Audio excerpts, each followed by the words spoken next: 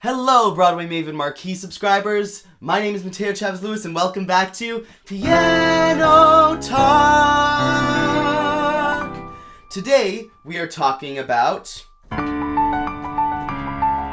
of the most globally famous musicals of all time, Les Misérables.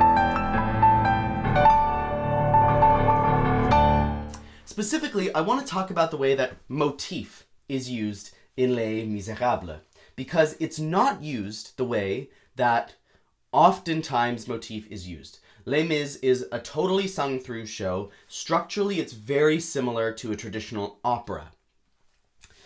And the way that Les Mis uses motif, the motifs come to represent emotions or feelings.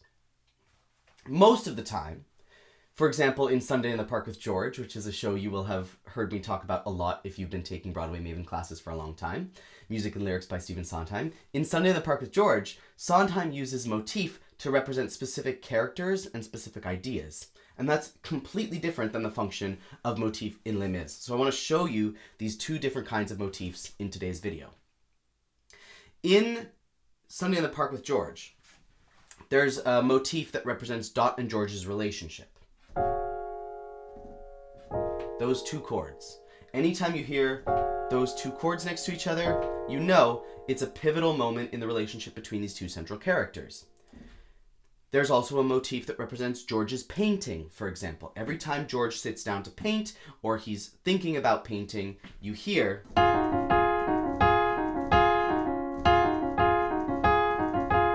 that or some variation on that, those descending diatonic thirds. So Sondheim takes ideas, objects, characters, and assigns musical motifs to those ideas. Then he can take them and make you feel different things with them. For example, in the title song of Sunday in the Park with George, Dot is singing about George's painting, and you hear the painting motif. And that makes you feel the emotion of how Dot is so in awe of George's painting ability. Later on, in Color and Light, you hear the same motif, and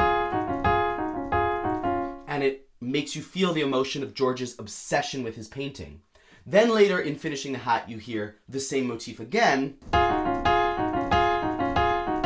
and it makes you feel the emotion of George's regret about being so obsessed with his painting. So it's the same motif, but it makes you feel three different emotions while always representing the same character and the same idea. In Les Mis, it's the flip. A musical motif will represent a feeling, but it will not have any sort of ties with a particular character or a particular idea. Let's look at a few examples. So the first one is this one. It's one of the first things you hear in the show.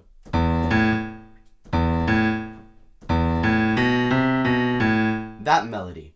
It's the convicts working at the prisoner camp where Jean Valjean is imprisoned, and they sing, look down, don't look 'em in the eye. Then, years later, in Paris, the poor people of Paris are singing the same melody.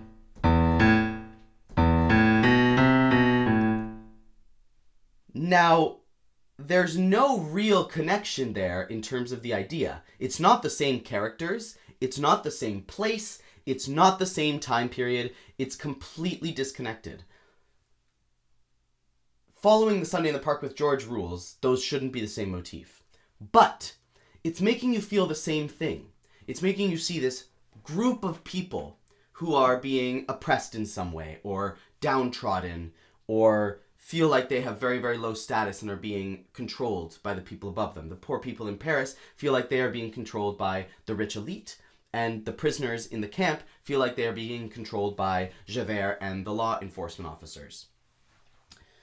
Another example is the Empty Chairs at Empty Tables melody.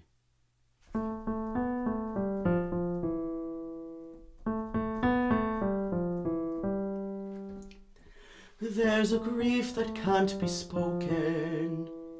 There's a pain goes on and on.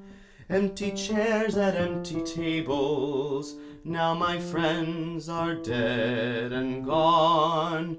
That melody is a repeat of a musical motif from the very beginning of the show when the bishop gives Valjean the candlesticks. Come in, sir, for you are weary, and the night is cold out there. It's the exact same melody. But there's no correlation between those two things in terms of ideas. There's the bishop who is offering Valjean candlesticks, and then there's Marius who's mourning his friends who have gotten killed in the revolution. There's no correlation in terms of the actual people, characters, objects involved. But it evokes the same kind of feeling in both situations. This moment of calm in a storm of conflict and danger. In the beginning, Jean Valjean is running around trying to get a job, but he keeps getting turned away because of his criminal record. And then finally he finds an oasis of calm in the bishop's house. In Empty Chairs at Empty Tables, there's this revolution, it's chaos, there's guns, there's explosions, and then we find Marius in this oasis of calm at the ABC Cafe without his friends. So it's kind of the same feeling of like this eye in the storm, but it's not the same characters, not the same objects, not the same ideas at all. The last example I want to show to you is to me the most obvious, and it's this melody.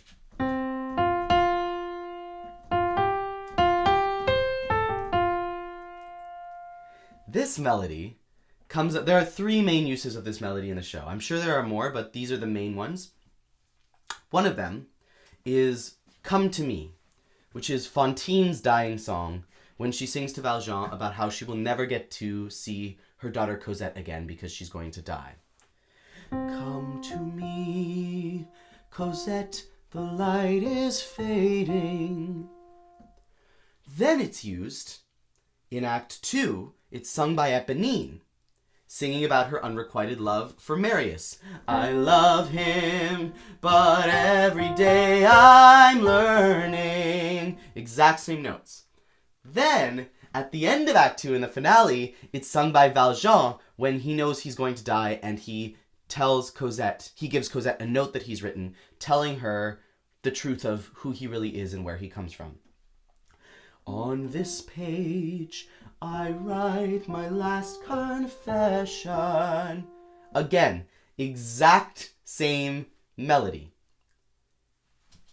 Those are three completely different scenarios. There's no object and there's no character that connect those three events, right? Valjean is in the scene for the first one and the last one, but he's not for the middle one, you know? Fantine and Jean Valjean are together in Come to Me and in the finale because the ghost of Fantine shows up, but Eponine's by herself in the second one. Like, there's no character that connects them. You can't call it a character motif. It's not an object motif, but it is a feeling. The feeling of reaching for somebody you love when you are on death's door. Fantine is reaching for Cosette. Eponine is reaching for Marius, and Valjean at the end is reaching for Cosette as well. And so it represents the same kind of feeling. Fantine and Valjean are literally on death's door when they sing it. Eponine is going to die in the next scene. We don't know that yet, though. She's going to get shot. And so it evokes the same kind of feeling of like dying with your love being unrequited, or dying without being able to tell the one you love all the things that you've wanted to tell them.